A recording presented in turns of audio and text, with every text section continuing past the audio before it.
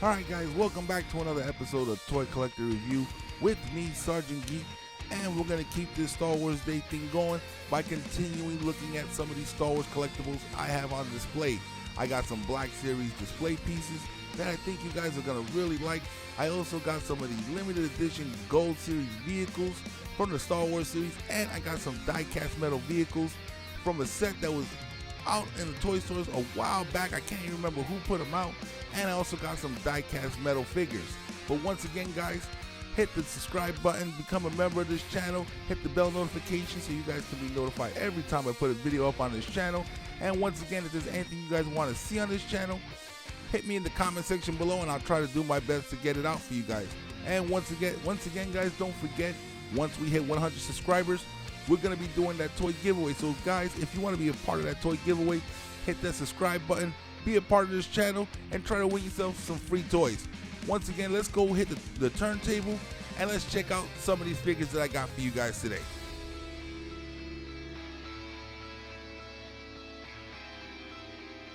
Alright guys, so the first piece I'm going to show you here, it's from the Black Series, and it's the Star Wars Empire Strikes Back with Luke Skywalker jumping over the foot of an AT-AT. Now this thing has two ways you can display it. It has a small little snow pillar that you can put there. You can put it as standalone, or it has this large snow pillar with some footprints on it where you can add some Black Series figures and make the display your own. And as you can see here, I brought a couple of AT-AT drivers and I put them in there so it looks like Luke's jumping over, ready to attack these stormtroopers.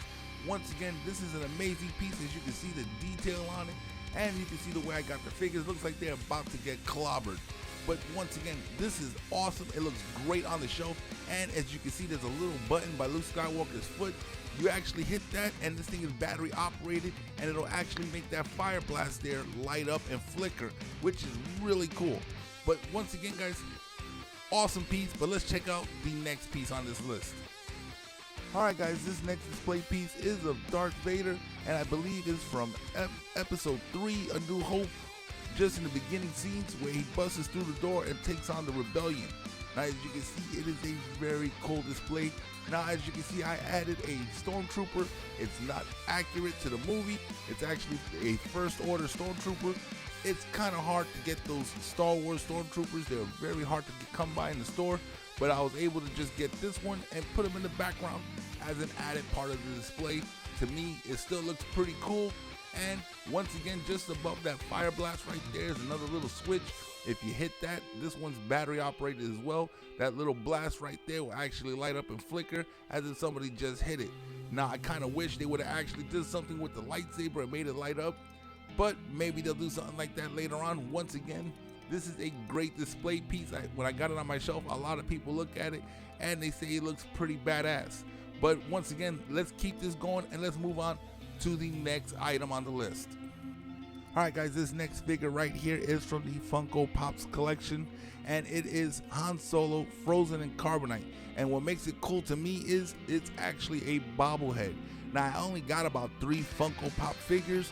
My son is the one that usually collects these. He has the Marvel, DC, Call of Duty. He has a ton of them, and I don't really collect them.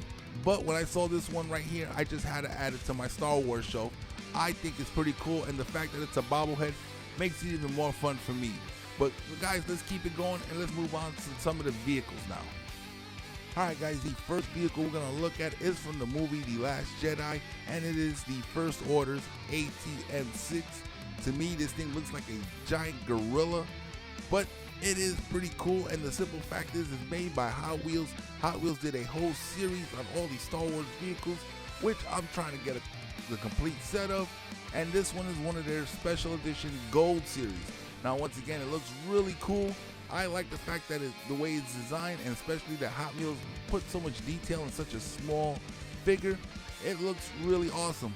But let's keep this going and let's get to the next vehicle. Alright guys, the next vehicle we're going to look at is Boba Fett's Slave 1. And once again, for Hot Wheels to make something this small and so detailed is really cool. I actually like the way they did this. These small little ships are so detailed. But let's keep it going and let's check out the next vehicle on this list. Alright guys, this next vehicle here from the movie, once again, The Last Jedi. It is the V4XD Ski Speeder. Now once again, these things were basically hunks of junk in the movie. It was a last ditch resort for the rebellion. But if you look at this one right here, it looks really cool, especially with that gold paint job. Once again, it is by Hot Wheels. Hot Wheels did an amazing job on these little details. You can actually see there is a pilot in there. It is really cool. But let's keep this list going and let's move on to the next vehicle. Alright guys, now this next vehicle, I'm pretty sure I don't need to tell you the name of it, but for those who are living under a rock and never seen any of the movies, this here is the Millennium Falcon. And once again, these are some small vehicles with a whole lot of detail on them. Hot Wheels did an amazing job on these. They're awesome, especially the Millennium Falcon with the gold paint job. It looks amazing. But let's keep this going. We got a couple more vehicles to take a look at, so let's move on to the next vehicle on this list. Alright guys, this next group of vehicles I got is from the Titanium series. I've had these things for well over 10 years. They're great little pieces. They're die-cast metal, and this one here is a B-Wing. Now this little ship right here didn't have much movie time in the movies. I believe it came out during Return of the Jedi, and it didn't have much screen time. And from what I understand, due to the fact that it was hard to film during the blue screen for the technology they had back then, it made it difficult to actually put more footage of the ship inside the movie. But this is an amazing little ship. I like the way it is, and especially the detail on it for being so small. These are actually smaller than the Hot Wheels series that just came out recently, but they are amazing. But let's keep this going and let's look at the next ship on this list. Alright guys, and here we have an Imperial TIE Fighter. Now these are pretty much the basic starfighting ships of the Emperor and the Empire. Once again, these are pretty cool. This one right here, as you can see on the top, you can actually open that up. It's got a little bit more detail inside. But once again, these are tiny little ships with a whole lot of detail. And like I said, these things are well over 10 years old, probably close to 15 years old. And they keep up pretty good because once again, they're 99% metal and they look amazing. But let's just keep this going and let's look at the next vehicle on this list. Alright guys, this next vehicle is Vader's TIE Fighter. Now Vader pilots an advanced TIE Fighter. Once again, this is a Titanium series, really detailed, and like the other ship, this one has the hatch that opens up for just the tiniest little bit extra detail.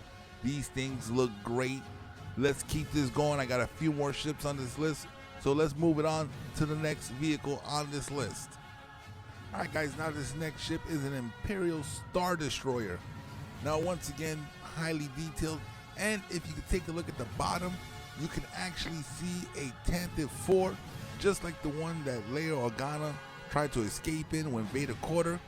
And if you look on the back, there's a thruster right in the middle that you can actually wiggle that up and down, and you can actually capture the Tantive 4 into the cargo bay. Now this is one of the few ships that actually has a feature like that. I'm pretty sure it's because it's in the movie, but once again, such detail for such small pieces, and it's all metal. Once again, these are great little pieces to collect if you're a Star Wars fan.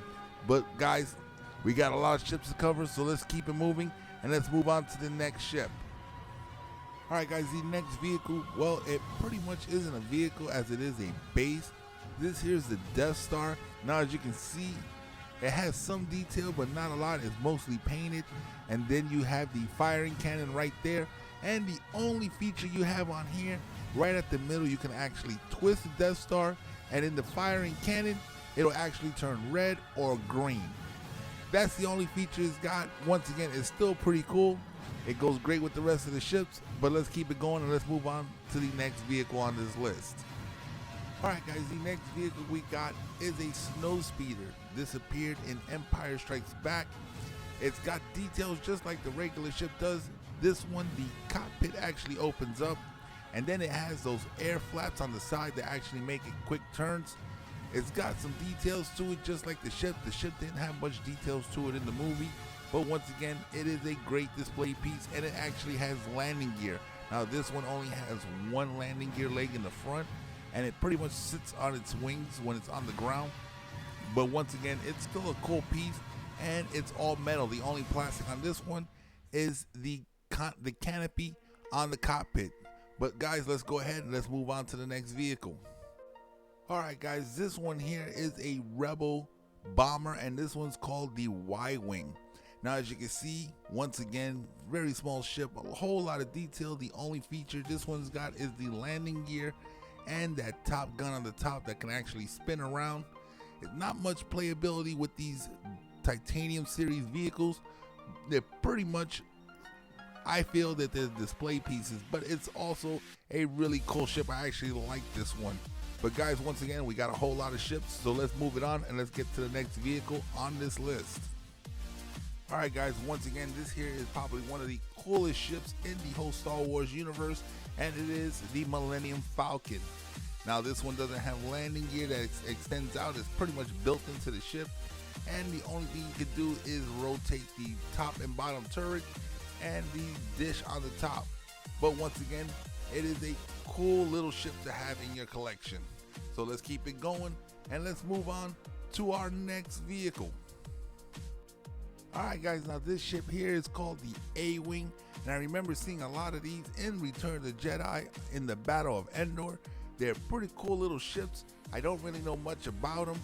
Once again, the reason why I have this one because I was trying to collect everything from the Titanium series, but it does have the opening cockpit, and for some reason this one, the turrets on the side can spin 360. Now once again, I'm not sure if that was a feature that was actually on the A-Wing, but it makes cool for play on these little ships for any little kids that got these when they were younger. Once again, cool little ship, but let's keep it moving and let's move on to our next vehicle. Alright guys, the next vehicle we have here is the X-Wing Starfighter. Now any kid back in the 80s, I'm pretty sure this was their favorite ship to play with, and this one here kind of hurts my soul because I actually lost two of the turret guns on the wings. I haven't been able to find them anywhere to replace them, to restore this back to its original condition. I'm still checking eBay and checking other sites like OfferUp and everything, and hopefully either find a whole other ship or at least find those small little guns.